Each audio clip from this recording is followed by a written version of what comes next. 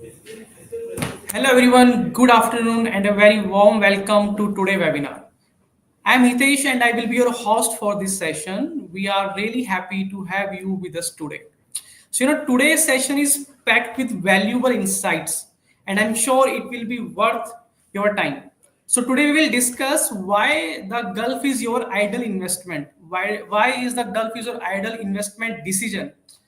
Before we dive in, let me quickly introduce Black Swan and give you a brief overview of what you can expect today. So at Blackstone, we have been helping businesses like yours for the past 8 years, providing customized solutions for business setups. And in that time, we have successfully supported over 5,000 companies to themselves globally. So our head office is in Dubai, but we also have offices in Oman, Saudi Arabia, and UK. And this gives us an advantage for supporting your businesses because beyond, see, for example, if you start your business in Dubai and after later decide to expand Saudi Arabia, so we can easily assist you and with that process. So now I'm going to share with you few reasons why the Gulf is still an attractive destination for global investors. After that, our other expert will talk about tax benefit, cost, and legal structure in Dubai, Bahrain, Oman, and Saudi Arabia. So, why the Gulf? I will share with you three reasons. First is strategic location. The Gulf is perfectly located right at the meeting, point of Europe, Asia, and Africa. So this makes it a key gateway for international trade. You can say it's a place where businesses can easily reach major global market, helping you grow your presence worldwide. And the second best advantage is economic stability because it's a very important factor for any entrepreneur. See, Gulf countries have strong and stable economies, and they are growing consistently with smart strategies to diversify beyond oil. So, on the top of that, the Gulf countries have investor-friendly policies and strong financial system also, making it a safe and reliable place for your investment. Okay. Then third one is innovation and technology. So the Gulf is becoming a key place for innovation and technology. So government here are investing heavily in smart cities like smart cities and AI and digital transformation. By starting a business here, you become part of a modern environment that supports new ideas and innovations. So now, let me introduce to our next speaker, Mr. Anand, and he is the Vice President of Black Swan and an expert in a company incorporation in the GCC. Today, he will guide you how to establish your business in Dubai. So over to you, Mr. Anand. Hi, Hitesh. Thank you so much for the insights. Hello, viewers. Thank you so much. My name is Anand. Today, I am going to help you inform about setting up company in GCC regions. I would be covering Dubai, Mainland, or free zones. I would be covering setting up a company in Bahrain. Along with that, I also would like to render some insights on setting up a company in Qatar, because these are the jurisdictions where we see that FDI is coming at a larger level. So first we start with Dubai. So a lot of investors get confused. They know about Dubai, they know about jurisdictions, mainland and free zone.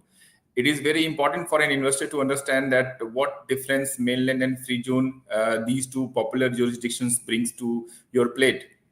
So, as it is evident from the name free zone, first we go about free zones. In UAE, we have specific jurisdictions known as a free zones. These free zones are specifically made for business to be conducted outside UAE, and these free zones gives you a tax holiday. These free zones gives access to the greater level of business market around the globe. So coming back to this free zone and mainland, there are 70, almost 65 to 70 free zones established in UAE till date. And every free zone have their own genre and essences to support all kind of businesses, whether it's a trading, so services, or it's a manufacturing unit. So accordingly, every free zone has their own charm. So, and while at the other hand, we have a mainland company. Mainland company is regulated directly by Ministry of Economy. There's a wing of Ministry of Economy called Dubai Economic Development, known as DED. DED is responsible to regulate such licenses located in Dubai mainland. And free zones have their own bylaws and own regulatory authority in connection with Ministry of Economy as a prime watchguard for investors to regulate their businesses. So free zone companies, there is a significant difference between free zone and mainland company. We'll go one by one. First is jurisdiction. Mainland is operated by Ministry of Economy. Free zones have their own regulatory authority, and every free zone have their own different regulatory authority. And free zones are specific to services and trade. Free zones, the major difference which an investor would like to always know, and sometimes they get confused about, a free zone can work within the free zone, with the other free zone, and with the foreign companies only. Free zones have restriction on trade and services with Dubai mainland or inside UAE. So mostly they are designed in a manner where they facilitate their business outside UAE. Free zones have this liberty to work with distributors. If there's a trader located in a free zone, they are free to work with traders. And mostly free zones are meant to work outside UAE, while Dubai mainland company gives you a wider range where you conduct business inside UAE, outside UAE, and with anyone across the globe, with any business entity across the globe. This is what the difference. The other difference is, free zones will have no taxes. They are on a tax holiday as long as they conduct business outside.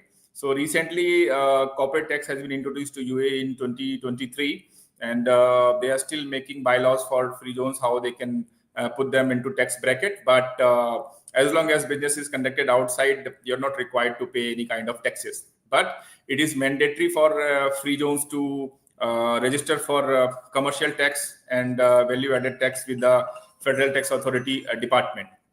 Other than that, mainland will have 9% of corporate taxes, which will be calculated on the profit of the entity which will make while being established in the mainland. There is a threshold of 375,000 dirham profit.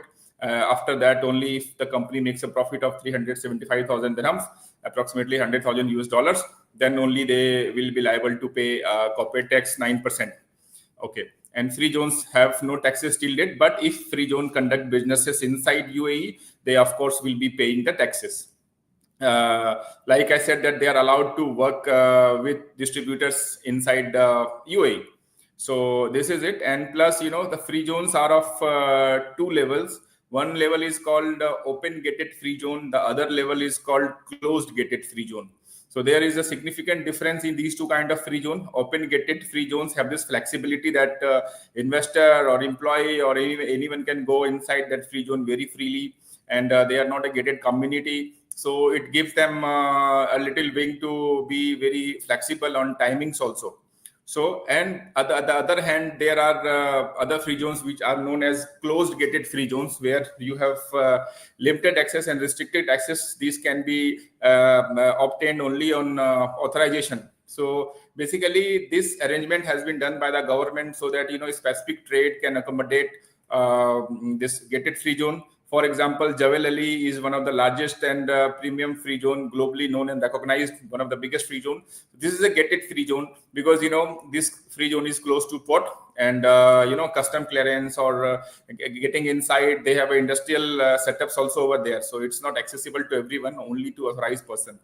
While at the other hand, other free zones like Silicon Oasis, where tech companies are established, have they are known as open gated free zone, where accessible to employees or investor or any guest is coming, it's not a problem. So these kind of arrangements we do have here in UAE. So, and other than that, the free zone gives you option to have a company without having a physical office space. Like I said before, there are more than 60 free zones. So all free zones have their different regulations, but most of the free zones will give you licenses on flexi desk, which will save cost for investors. Hence, it is good for those investors who wanted to put their footmark in UAE and start a business as a startup. So free zone is good for them. Mainland gives you wider range and wing to incorporate companies and conduct business across the globe within the UAE also. Plus, mainland will have no restrictions on manpowers, You can have as many as visas you want, subjected to how big your office is and how your activity is permitting you to have manpower.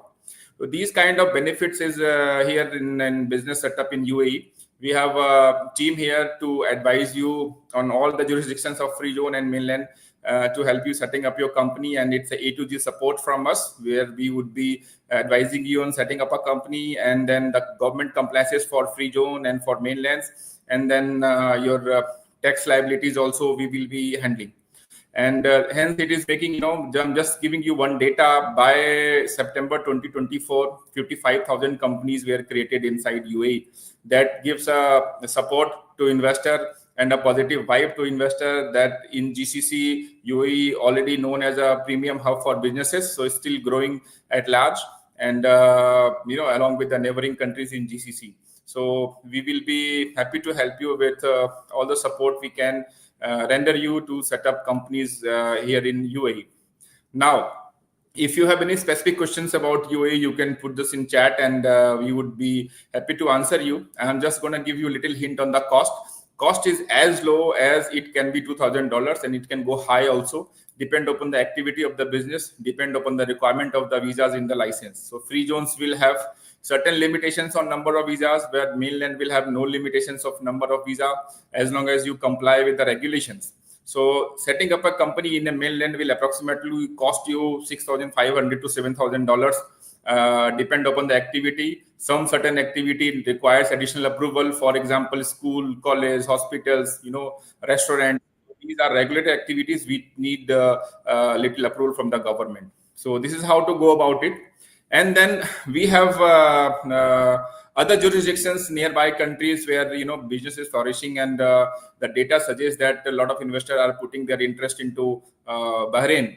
So Bahrain is one of the ideal country. It's a small country, but the trade is happening at large because of their connection with other GCC countries. A lot of trades are happening, and Bahrain is very flexible for businesses. There is no corporate tax in Bahrain. Trading company can be set up, services company can be set up in Bahrain. They are also providing investors 100% ownership, except certain activities like real estate or some large trading, where you need to involve a minimum one share to Bahraini national. Rest all, most of the activities are open for expat, and it is easy for the environment is very conducive and good for investors to set up company in Bahrain.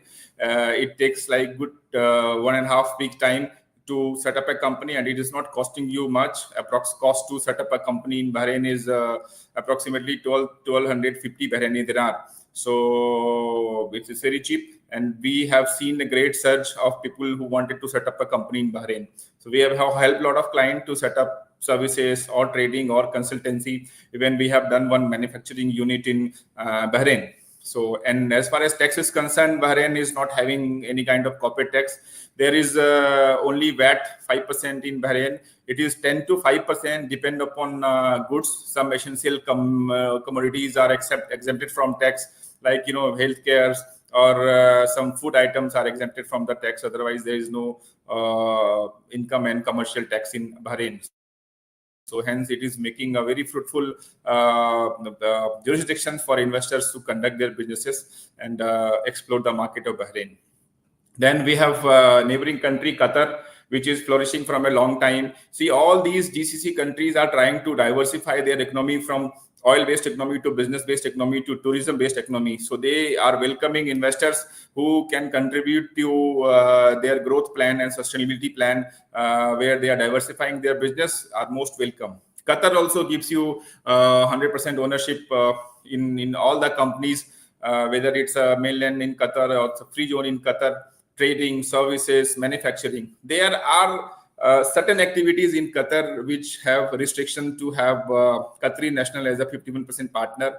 It can be a commercial agency, or it's a real estate company, or if you're opening any financial institutions like banks or insurance services, so then you will have to keep a Qatari a 51% partner in the license. And then other activities like services, where it comes to hospitality sector, it's come to tourism sector.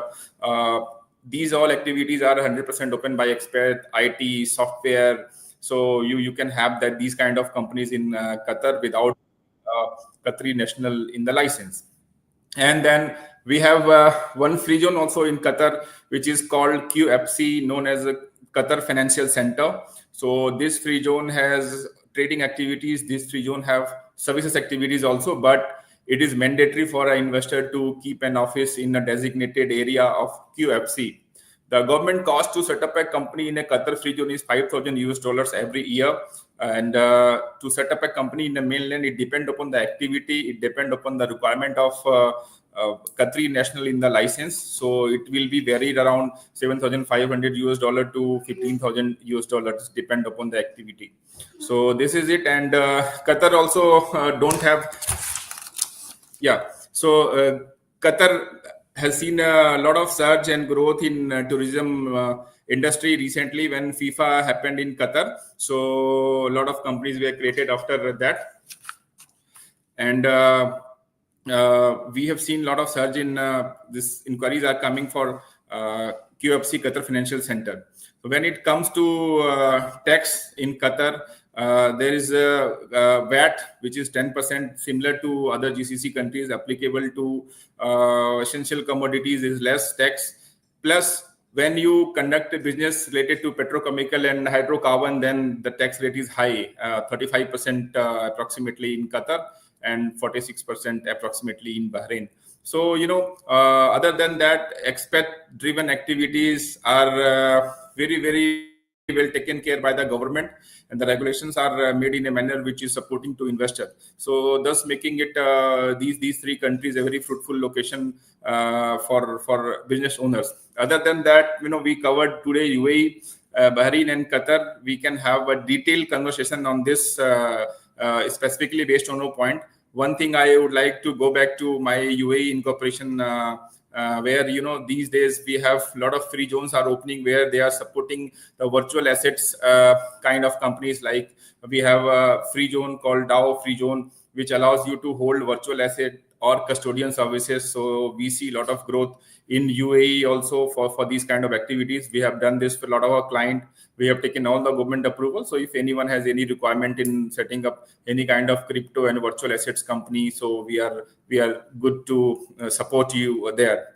Other than that, we have some fintech free zones also, where the IFC and ADGM are the premium one, globally known and recognized by companies who are fintech companies, whether it's a capital management or asset management or venture capitalists. So these kind of companies are also most welcome in ADGM and the IFC. So we are there to support you. If you have any specific question about anything, we are happy to help you. Crypto, I have one question coming which says that guide on crypto RagDAO. Yes, RagDAO gives you this crypto activity where you can have the option to manage your virtual assets. License cost is not very high, approximately 25,000 dirhams is the license cost, and it comes in a jiffy. The only challenge which I see in crypto activity is it is regulated by government authority which is called VARA, VARA, Virtual Asset Realty Authority. So these entity is regulating these kind of companies, and they have their compliance department which will ask you a complete true business plan, that what all assets you are keeping and how you are doing this in form of a business plan, and then approval is obtained by VARA. It's a time taking affair, to be very honest with you. Licensing can be done in 10 working days, but taking approval from VARA, we will help you with that, and one detailed email will be sent to you, Sheetal, for your inquiry about crypto companies in DAO. Okay, so thank you so much for time is not permitting me to give you more elaboration on this, but I would be happy to connect you on your email and phone, and render you my further advices on that. So meanwhile, I would like to invite my colleague, Mr. Rishabh Malhotra, who is a general manager in our Oman setup. So he's been helping expect to set up their companies in Oman, Mainland, and Oman Free Zone. So Rishabh will be giving you more insights about how business is conducted in Oman. So thank you so much for your time. I'll see you. Hello, everyone. My name is Rishabh Malhotra, and as my colleague Mr. Anand already introduced me, thank you for that, Mr. Anand. So today I'll be giving you insight about Oman business platform. Oman how this country can help investors to grow their business, what all opportunities are there in Oman. As Oman is having two jurisdictions, one is free zone and one is mainland. So today I'll give you details about both mainland and free zone and what are the differences. So mainland company in Oman allows you to open up a company with 100% expat ownership, foreign ownership, and help you to grow your business. In mainland, you can do business inside the country and outside the country as well. And the tax regulatories are there. So you have to pay corporate tax, you are applicable for VAT. And when you talk about free zone, you are only allowed to do business among free zones, and there are only three free zones in Oman, which is Sohar free zone, Salalah free zone, and Dukum free zone. And you can work outside the country, and there is no tax applicable in free zone or VAT applicable in free zone till the time they are not working with any mainland company, and they can only work through distributors. They cannot directly work inside Oman mainland. Now, Oman presents a wide range of opportunities for new investors who are looking to start their business. And here are some sectors that have great potentials for investors in Oman. One of that is tourism sector. Oman tourism sector is rapidly growing with with the government investing in infrastructure, promoting tourism initiatives. Opportunities exist in hospitality, tour operator, ecotourism, and niche tourism sector. And there are Oman Tourism and Development Company are the leading example of this sector.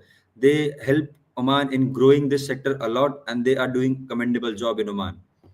One of the other sector is logistics and transportation sector. Due to its strategic location, Oman serves a gateway to the Gulf region. Investing in logistics, shipping, and transportation can be lucrative for investors in Oman.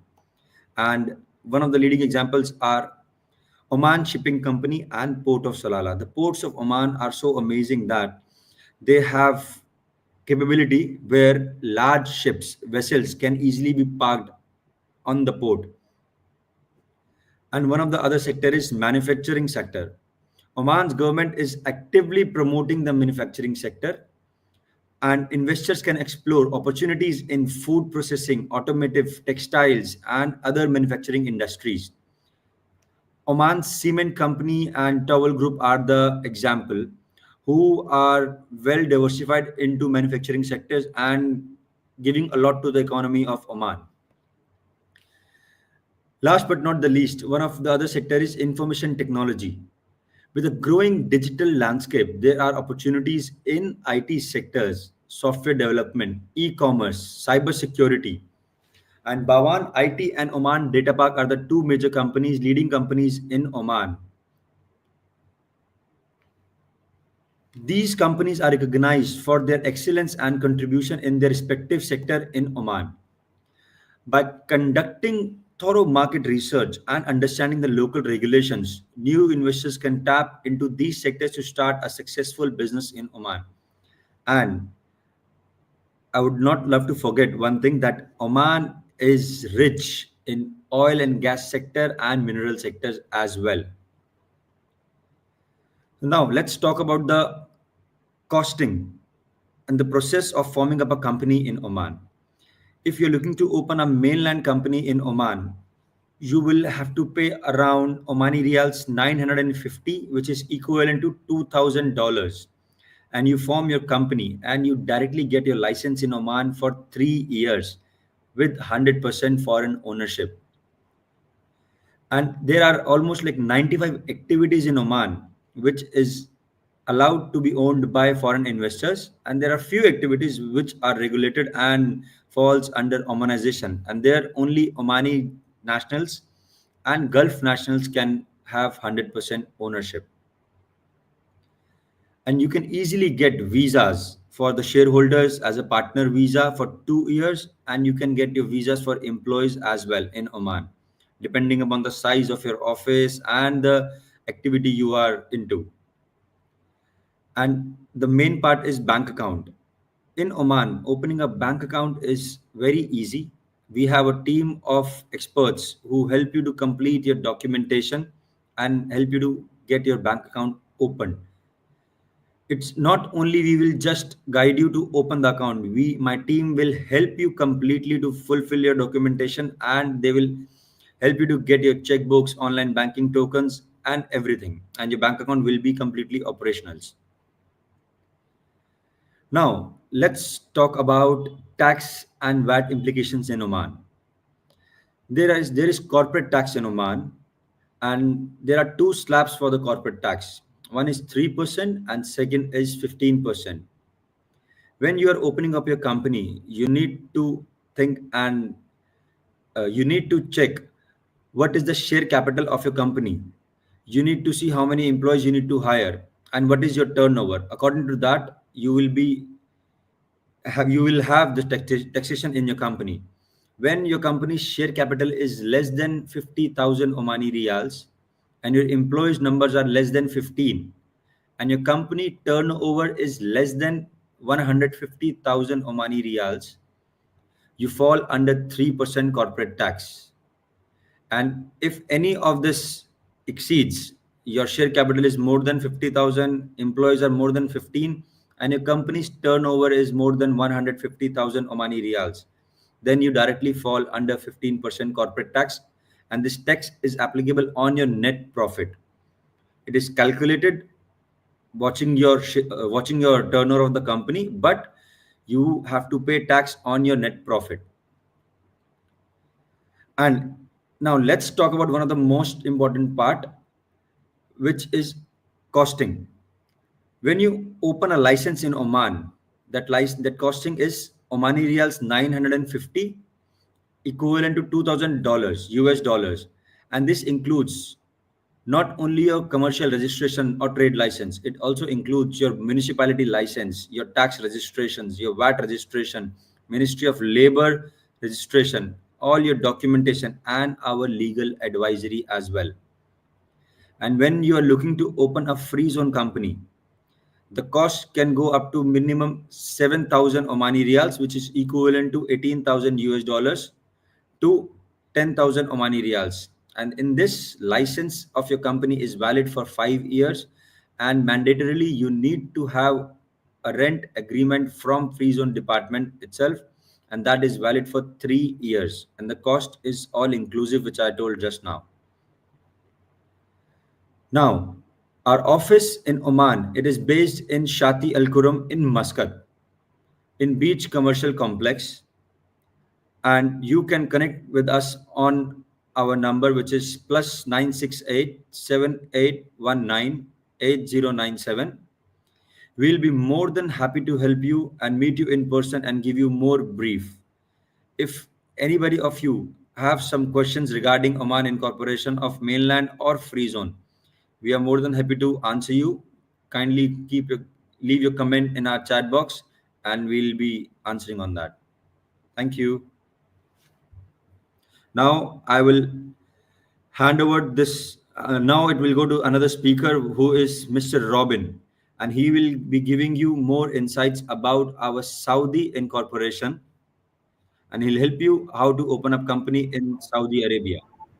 Over to you, Mr. Robin. Thank you, Rishabh. Thank you for the kind introduction. Hello, everyone. I'm Robin.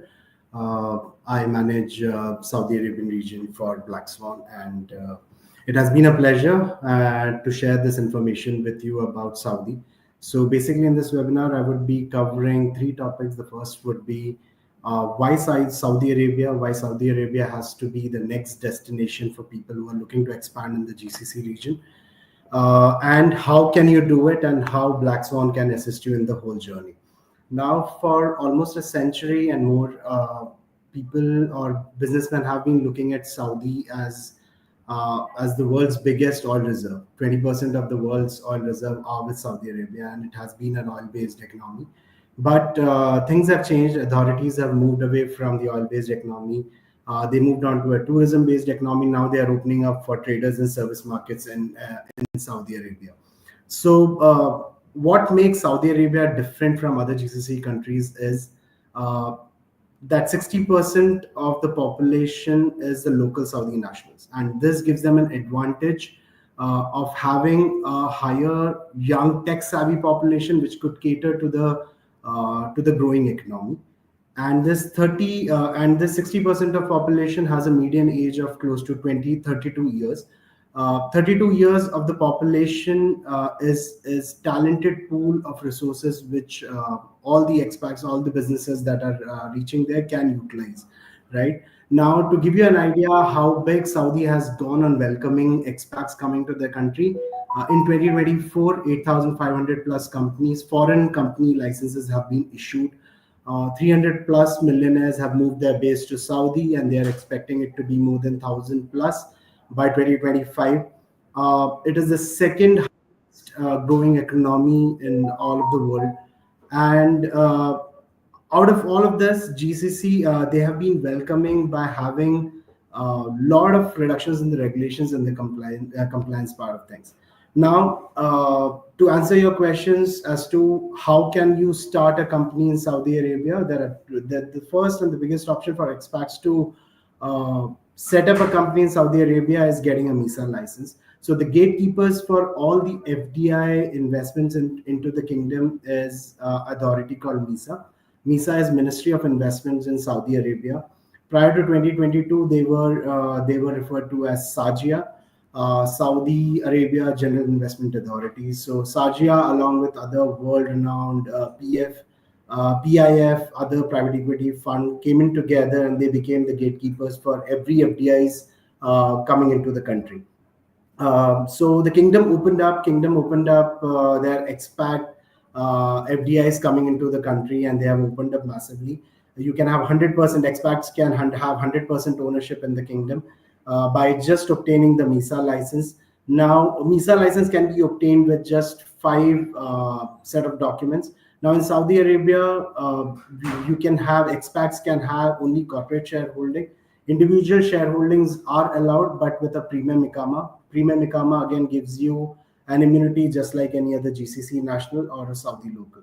Now, the process is with 5 set of documents. After it is attested, notarized, you can set up, you can access a MISA license. With your MISA license, you can register for a company or for a trademark. After the trademarks, you can probably register yourself to all the relevant portals. So there are close to 21 government portals which you need to register yourself before you could start the operation. So getting these portals registered and active is the most important step in the whole of the process.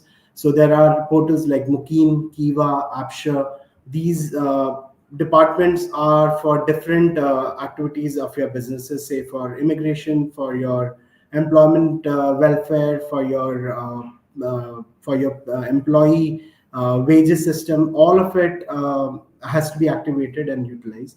And after the portals are registered, you can have a general manager assigned. After the general managers are assigned, once the general manager has entered the country, you can set up your bank accounts. Bank accounts are pretty simple.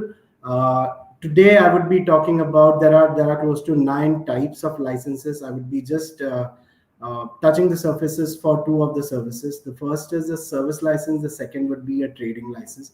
Now, the requirements for a service license would be you need to have one company outside of Saudi Arabia with a vintage of 1 year. And for a trading company, you will need 3 companies out in 3 different countries with at least one company having 3 years of vintage. So if you qualify with this criteria, you're eligible to apply for MISA license with 5 set of documents, and you can get a MISA license for your further processing.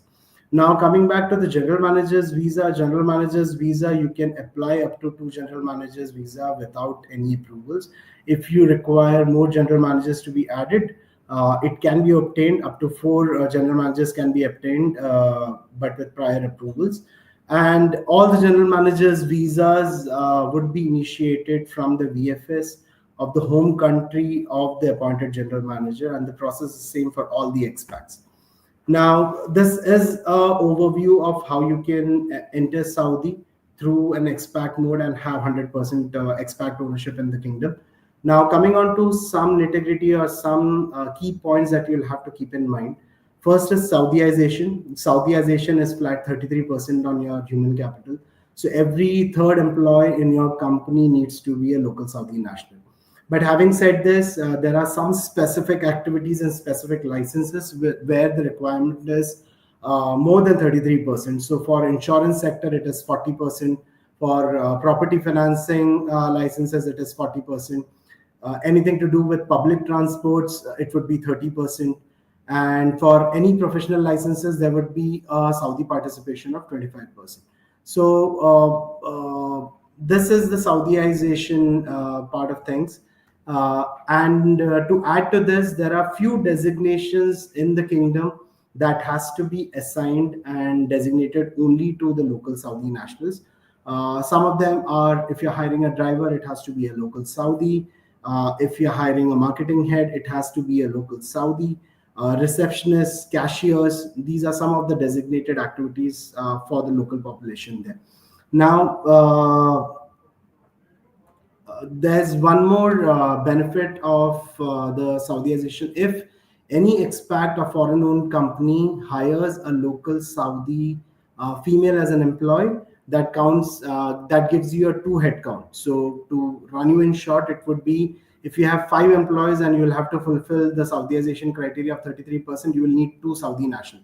But if you employ one local Saudi women, it would be counted as 2, and you would qualify for the Saudiization.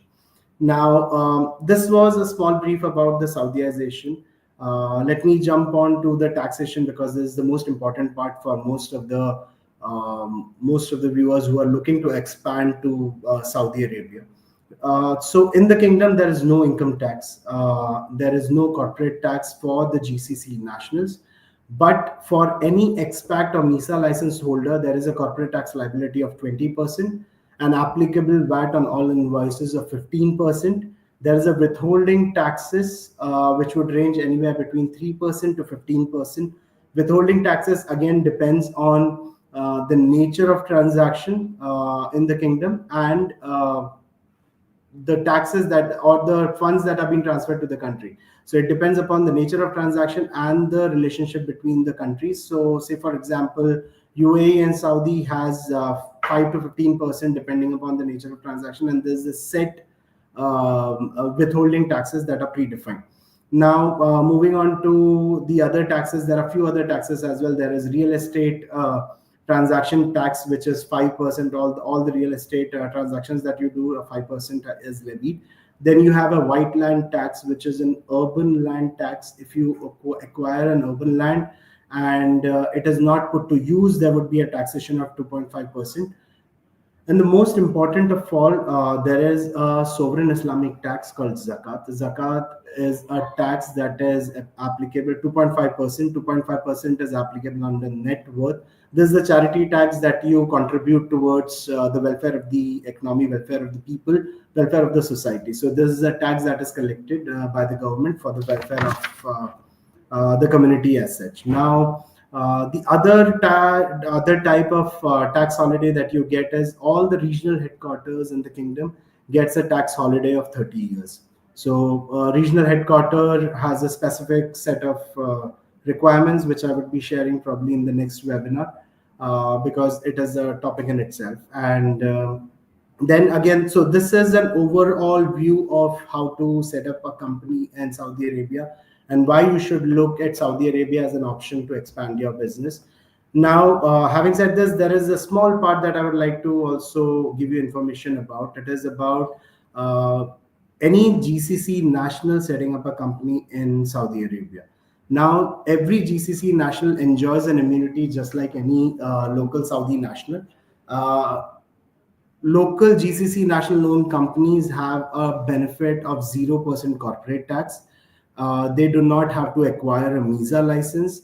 And MISA license, even if there is a single person ownership of an expat, they will have to take the MISA route. But if it is a 100% GCC owned company, they enjoy the benefits of tax benefits, no MISA license, renewal cost, and the transactions are more affordable and cheaper. And there is something called, there is a law in Saudi Arabia called non-concealment law.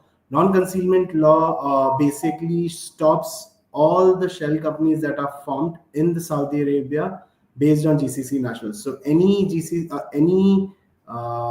formation or structuring which hampers the rights or hampers or misuses the rights of a GCC immunity by setting up a shell company, they want to curb that, and that is how this new non-concealment law came into being. By 2020, the government or the authorities have asked for all such companies to be disclosed so that there is no penalty and no cases imposed upon them. So all the companies. So after that, there was a non-concealment law that was issued, and this is still being enforced.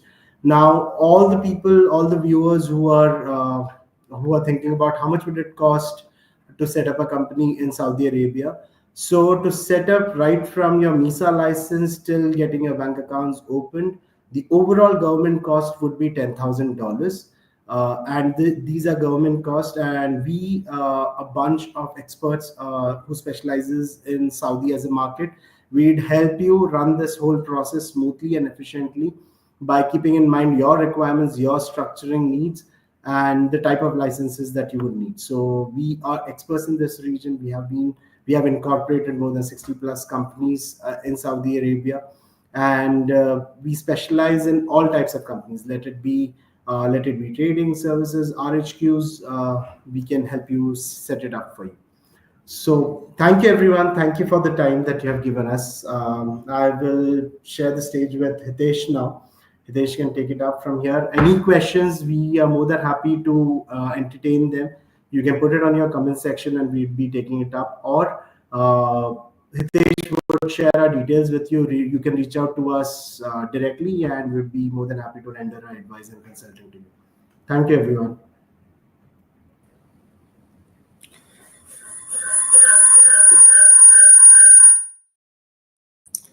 Okay, so thank you so much, Mr. Robin, to provide all the information regarding KSA, and thanks to you everyone for joining us today this session, and we hope you found this session insightful, valuable. And if you have any question, any query, then please you can reach us out. We will share our contact number and email address in this comment box and chat box, and you can call us. And definitely our team will help you, will guide you, because we are doing this.